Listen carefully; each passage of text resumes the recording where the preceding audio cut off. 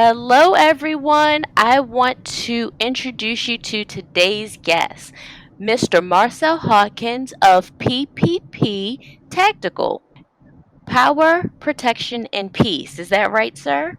Yes, ma'am. Yes, ma'am. Welcome to today's episode of Fabulous Fuckery. Power Protection and Peace Tactical was founded as a means to teach self defense and mitigate fear. Their focus is on empowering the DMV community through competent and professional firearm training. Firearm trainings are at all levels, and they're trying to help people grow and learn through their HQL and one on one classes. They welcome students from various backgrounds and experience levels ranging from military to day one beginner. There's always more to learn.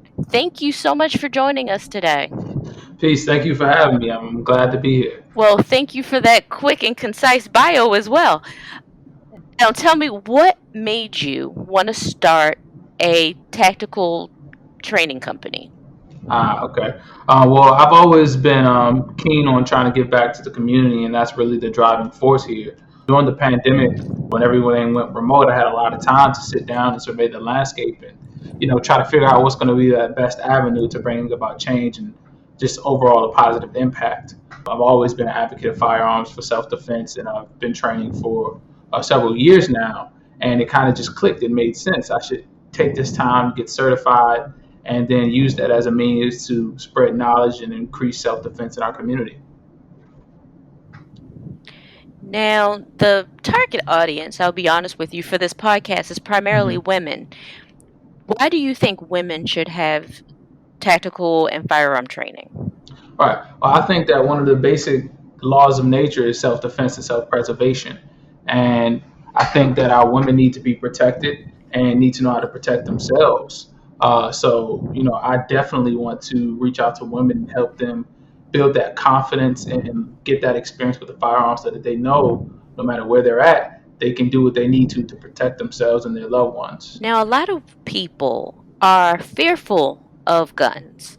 Guns, Mhm. unfortunately, in the black community, are often illegally obtained and DC is having a huge spike in gun violence right now. What do you tell someone who is fearful of wanting to have a Mhm. firearm in their home? Right, yeah. So glad you touched on that because fear is probably the biggest mitigating factor that stops people from, getting that experience. So what I like to tell people is that inherently firearms are no different than any other tool. It's all about the person behind it and what they choose to do with it. So that's the first thing I like to tell people. The second thing is that once, and this is from my actual experience, once students come out and they get trained, they learn how to use a firearm safely and in the correct manner, they realize that fear, it deteriorates. They start to build up confidence, and that fear is replaced with said confidence.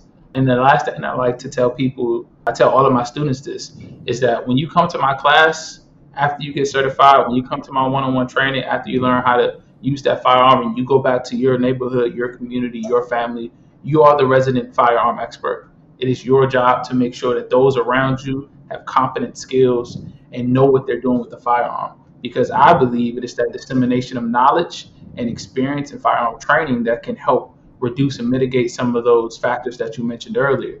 Now, your certification program, is it good for all of the DC, Maryland, and Virginia area? And my apologies for those listening who aren't familiar with the term DMV. DMV is the DC, Maryland, and Virginia metropolitan areas. Are your certification processes for each state, or is it just licensed in one state if they complete your program? Gotcha. So it depends on what we're talking about. So if we're talking about HQL, let's cover that first. That is Maryland Handgun Qualification License. So that is the license that all Maryland residents must obtain in order to legally purchase a handgun. If we're talking about the HQL, then that certification is valid in Maryland and recognized in 26 other states. But for the sake of this conversation, focus specifically in on Maryland. Okay. If we're talking about DC and Virginia, in those instances, what I offer for those residents is mainly the one-on-one training. That's what we go to a range and you can drill in the proper means to use a firearm. It would still be beneficial for them to come to a HQL course because there's so much knowledge that's spread about firearm history, safety, and laws, well, pertaining to Maryland primarily.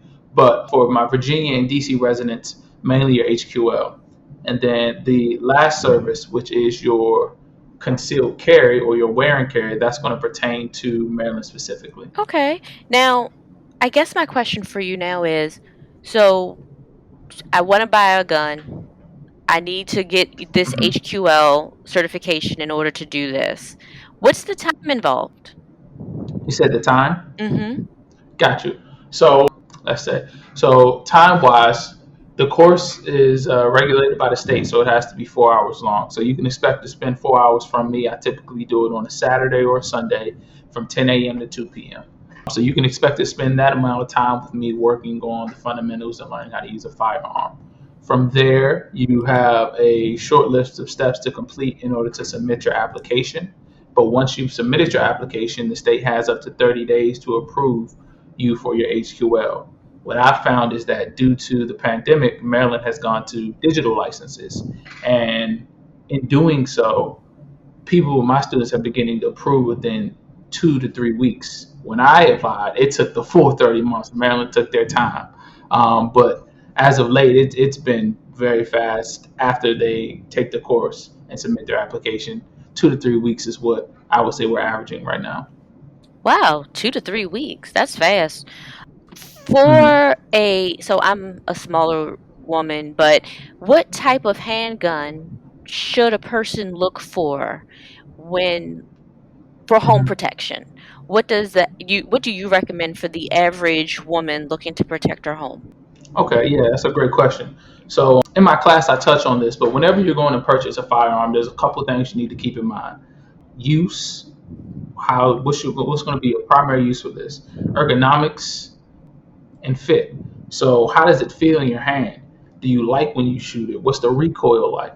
Things like that. So if I'm advising a woman and let's say she wants to protect her home and she's going to use this firearm primarily in her home, I would advise her to, if she doesn't have, very large hands, I would advise her to get a subcompact 9 millimeter pistol or a full frame 9 millimeter pistol.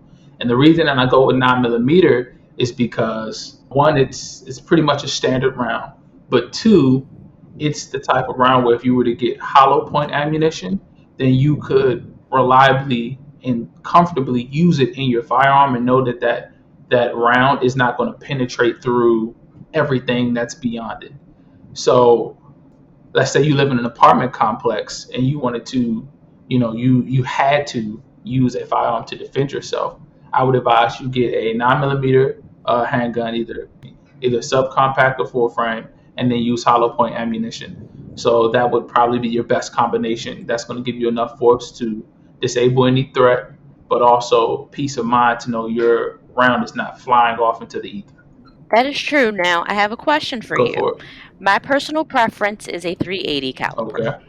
How do you feel about that in reference to a 9 caliber? So I personally don't have any gripes with the 380. I think it's a very useful caliber of firearm, especially for someone who probably doesn't want much of recoil or has smaller hands, prefers a firearm that's a little bit easier to use. Excuse me, in that instance, it's definitely still a very valid option to use.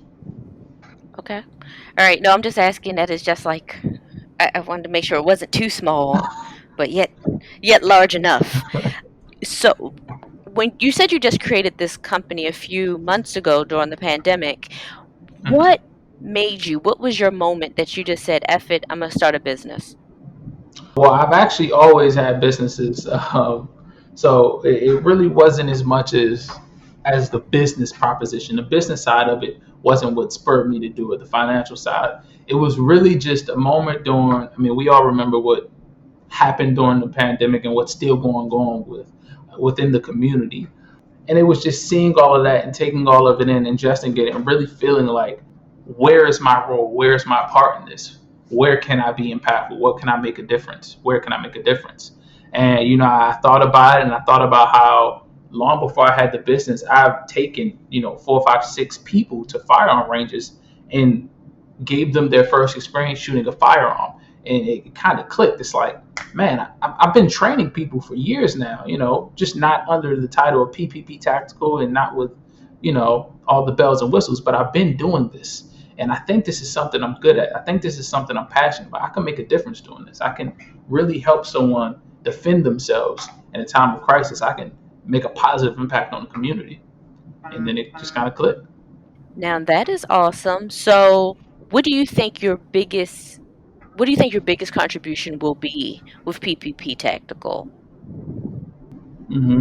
My biggest contribution is, I would say, it's two parts. One, it is me creating a safe space where our people can come and know that they're going to learn quality self defense and not feel the pressures of the outside world. That's part one. And two, it's going to be that peace of mind I get when I go home and I put my head on my pillow and I know that I just certified 8 new people. And I know that these 8 people now have a safe and reliable means to defend themselves in the event that they should have to. That really makes me feel good. I've had pregnant women come to my course on multiple occasions, with their child still in stomach, because they're like, "Hey, I'm getting ready to have a child. I need to know I can protect them and defend them." And they always leave my course happy and trained, and that really makes me happy. Okay. Now, there's some people who are just like straight up anti-gun. I Mhm. know they about to turn the episode off because they don't want to hear anything about this. What do you think about other forms of self-defense for women? Karate, boxing. They're techniques to get you away from people. How do you feel about those types of Mhm. techniques? Well, I think that they're all valid and valuable in their own right. I would never look at someone and tell them the only means for self defense is firearm training. But what I will tell them is that firearm training is going to be one of the most effective and reliable means to stop a threat and defend yourself. So I wouldn't knock any of those other methods that you mentioned. Okay. Now, with all of this, you shooting guns and dealing with, women who want to learn how to shoot guns. What are you doing to take care of yourself? What is your method? What does Marcel do to take care of himself and practice self-care and balance the business needs and your personal needs? That's a really good question. I just had a thought the other day that I wanted to go a little bit harder for my self care. My primary means of self care is just going to the gym and working out. My gym could be outside, it could be in my bedroom, it could be anywhere weights. Working out gives me a peace of mind and a break from, all of the noises of the outside world. Outside of that, I pray, I meditate, and I read. So my meditations and my reading really give me peace of mind as well. So that's what I would say my self care consists of. I like taking vacations, but vacationing during the pandemic isn't as tempting an idea as it once was. So kind of got that on the back burner. But to answer that question, the gym, meditation, and reading books. Okay, now those are good and fair answers. Now, my other question, and I'm kind of going to wrap it up for you, but if some of my listeners are interested, we will be hosting a Bear and Esprit PPP tactical course coming up in September of 2021. So if you are interested, please send me a message and we can get you in contact with PPP Tactical to get you a space to get your gun license. Marcel, do you have any information on how that works or what that looks like? Yes, so we will be hosting that course in September. It will be a women's only course. And between my Instagram, your Instagram, and ppptactical.com, there'll be a specific option for you to select under HQL for the course. And you will be able to select that course and know that you're going to be in that women's only course and getting that good information and knowledge. Likewise, you can always reach out to me on Instagram at ppptactical, or you can shoot me an email at ppptactical@gmail.com if you have any questions, even outside of the course, and I'll gladly build with you. That is wonderful. No, I want to thank you for sharing this information and telling our listeners how they can obtain your services to learn how to protect their homes. Things are getting scary out there a little bit, guys, and I want you to know that in addition to wellness and self care, there are different types of entrepreneurs that are out here doing their thing, providing services that we can consider for our families. So I thank you so much, Mr. Hawkins, for your Thank you time. so much for having me. It was a pleasure to come on here and build with you. Thank you. And this concludes this episode of Fabulous Fuckery. I hope that And Mr. Hawkins, can you tell our listeners where they can find you online? Yes, so you can find me on Instagram and Facebook at PPP Tactical. So Instagram and Facebook at PPP Tactical. You can find my website at www.ppptactical.com. And you can reach me by phone at 301-747-1877. Okay, he's serious, y'all. He giving out his phone number too. So we do want to thank you for visiting and sharing your knowledge about tactical gun training. If anyone has any questions, please reach out to him on any of those formats. Thank you for listening to today's episode, and I'll talk to you all soon.